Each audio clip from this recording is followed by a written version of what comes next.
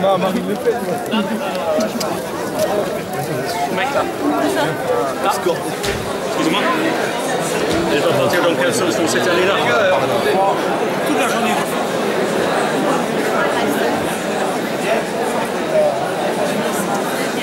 Ah, voilà. Bien, mesdames et messieurs de la presse, pour nous, l'ampleur prise par la crise de l'élevage est tout sauf une surprise. Depuis des années, nous assistons à la sinistre chronique d'une catastrophe annoncée, le démantèlement des outils de régulation au profit de la financiarisation des marchés agricoles, le dumping social entre pays membres organisés, et la multiplication des accords de libre-échange que nous n'avons cessé de dénoncer aboutissent aujourd'hui à une catastrophe de grande ampleur. L'Union européenne, fidèlement secondée par le gouvernement français, persiste dans son aveuglement criminel au nom du sacro-saint libre-échange et a même réussi à aggraver encore la situation en prenant des sanctions irresponsables contre la Russie. Mieux encore, l'embargo qui en résulte est laissé à la charge des agriculteurs. À un tel niveau, on ne peut plus parler d'erreur ou d'errement politique, il s'agit d'un assassinat en règle. La multiplication des pseudo-plans d'urgence n'est qu'un écran de fumée, destiné à calmer les manifestations qui se multiplient. Leur vacuité signe en quelque sorte l'assassinat. Le dernier plan français a été annoncé le 3 septembre par Manuel Valls, qui visiblement ne se fait pas beaucoup d'illusions sur sa portée, puisqu'il a renoncé à venir le défendre ici. Décaler le remboursement des emprunts ou le versement des cotisations sociales offre un léger répit aux trésoreries exsangues des exploitations, mais ne règle aucun des problèmes de fond qui sont à l'origine de la crise.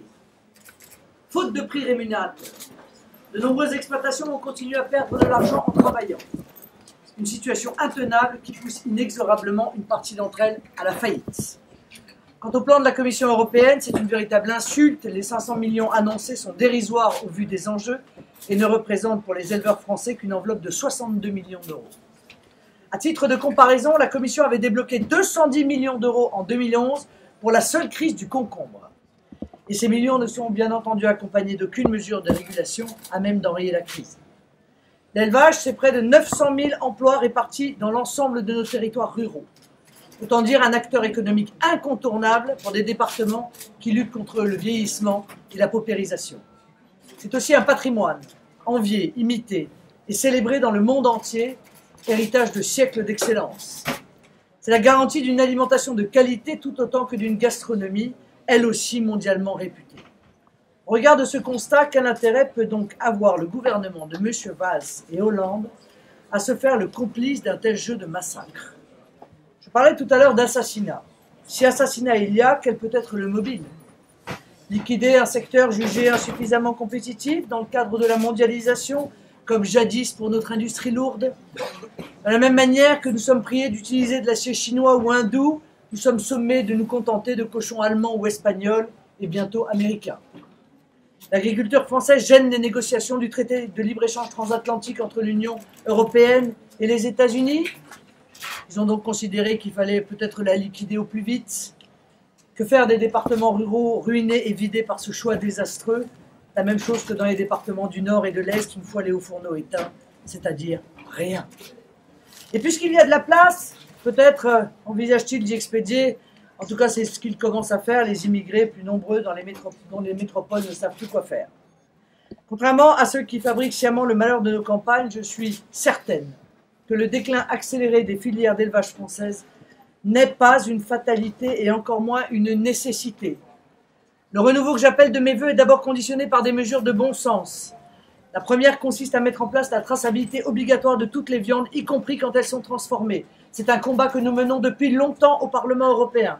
Une mesure que Stéphane Le Foll s'était engagé à prendre après le scandale Spanghero, mais qui fut promptement enterrée sous la pression de la Commission européenne pour que l'information honnête du consommateur relève de l'entrave au libre-échange. La mise en place de l'étiquetage obligatoire mentionnant l'origine des viandes doit être accompagnée d'un cadre juridique fiable, permettant aux collectivités de privilégier les fournisseurs français dans la restauration collective. Ce sera un de nos combats au régional. Il s'agit là encore d'une mesure largement soutenue par nos concitoyens, mais interdite par Bruxelles au nom de la libre concurrence. Concernant la grande distribution, Le gouvernement doit cesser de lui sous-traiter la défense du pouvoir d'achat des Français. L'encadrement des négociations commerciales doit être d'autant plus rigoureux que 3 centrales d'achat exercent désormais un quasi-monopole dans le secteur de l'alimentation. La tolérance zéro face aux pratiques abusives est indispensable car la grande distribution est à la fois le principal débouché pour la viande vendue fraîche, mais également pour les produits issus de l'industrie agroalimentaire qui, à son tour, exerce une pression à la baisse sur les prix payés aux éleveurs et n'hésite plus à se fournir massivement auprès des producteurs étrangers. Ces mesures de bon sens doivent être complétées par une remise en cause profonde des choix politiques effectués ces dernières années.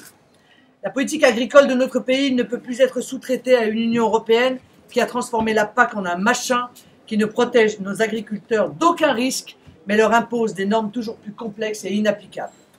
Aucune grande puissance consciente de ses intérêts ne voudrait d'une telle aberration. Confrontée à une impasse aussi dramatique, la France doit donc renationaliser au plus vite sa politique agricole. Elle doit également être libre de refuser l'accès à son marché aux denrées dont la production ne respecte pas les normes en vigueur sur son territoire.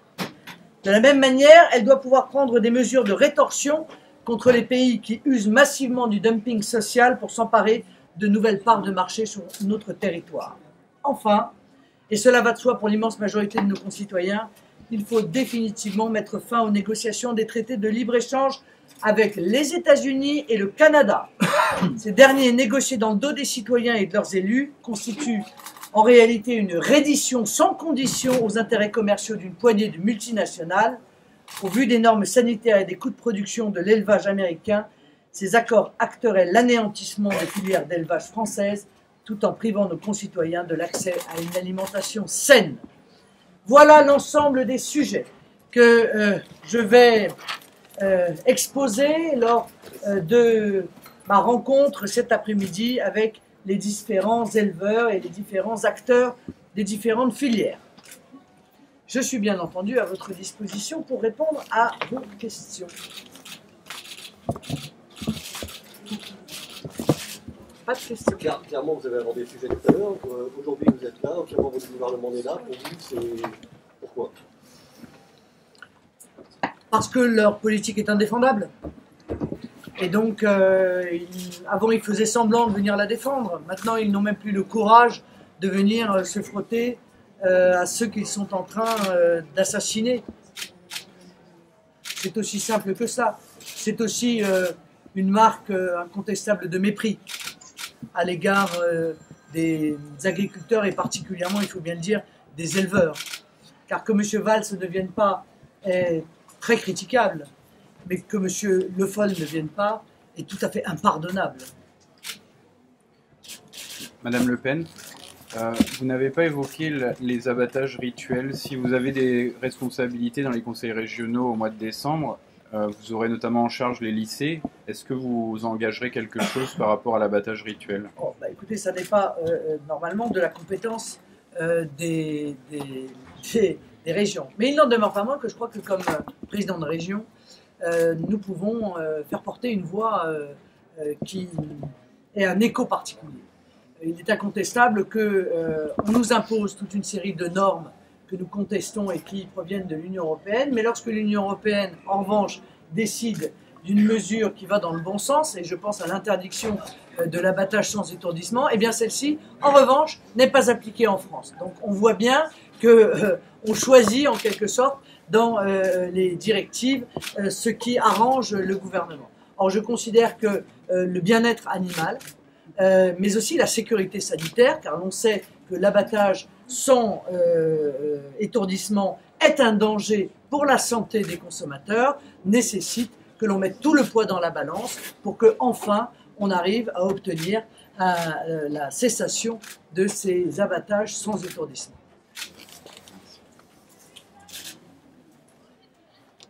Y a-t-il d'autres questions sur ces problématiques gigantesques de l'agriculture et de l'élevage français? La Bretagne, c'est une cible électorale importante pour vous? Je crois que la Bretagne a longtemps été préservée de toute une série de maux qui frappent le pays.